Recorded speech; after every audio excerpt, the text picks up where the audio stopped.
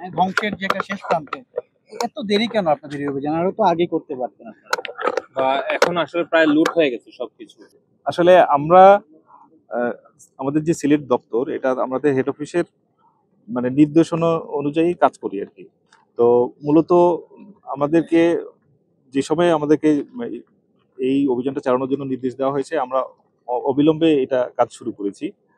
আর আমাদের সিলেট থেকে যে এটার যে একটা ভৌগোলিক দূরত্ব আছে, সেটাও একটা বিষয়। আমাদের যে বাহিনী বা যে জনবল নিয়ে আমরা কাজ করি, তাতে আমাদের আরো তো অনেকগুলো কাজ আছে আর কি।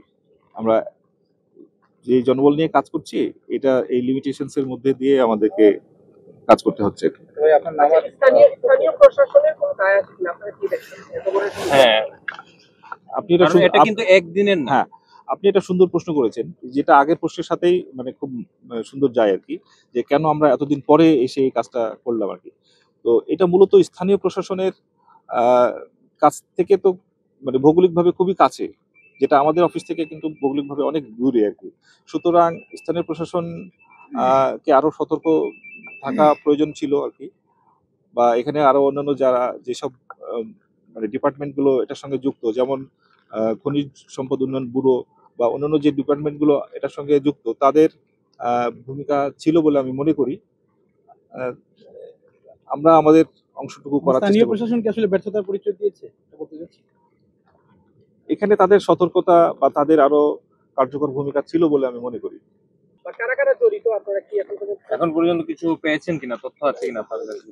আমরা আমরা যে যে তথ্যগুলো আমরা পাচ্ছি, এগুলো নিয়ে আমাদের আরো কাজ করতে হবে। আমরা যেটা বুঝতে পারছি যে এই সাদা পাথর এলাকায় আসার আগে রাস্তার দুই পাশে অনেকগুলো এরকম পাথর ক্রাশার মেশিন আছে, এবং এগুলো দৃশ্যমান অবস্থায় দেখা যাচ্ছে। বড় বড় পাথরগুলো ভেঙে টুকরো টুকরা করা হয়েছে, যাতে এগুলো তারা মানে বিভিন্নভাবে পরিবহন করে দেশের বিভিন্ন জায়গায় বিক্রি করতে পারে বা ব্যবসা করতে পারে।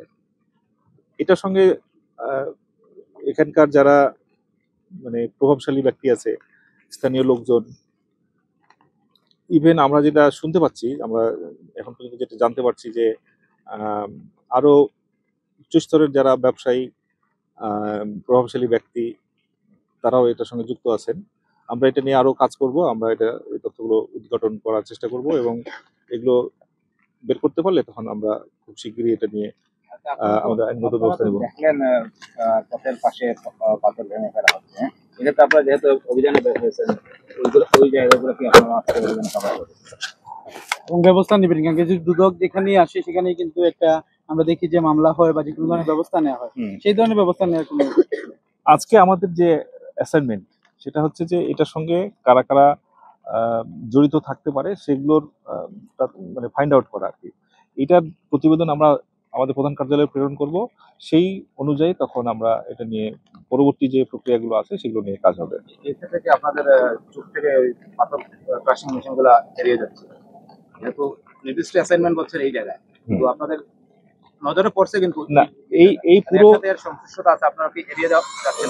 প্রায় কয়েকশো টাকার এই যে সম্পদ, হ্যাঁ, কয়েকশো কোটি টাকার এই যে সম্পদ এখান থেকে তুলে নিয়ে যাওয়া হয়েছে, আত্মসাৎ করা হয়েছে।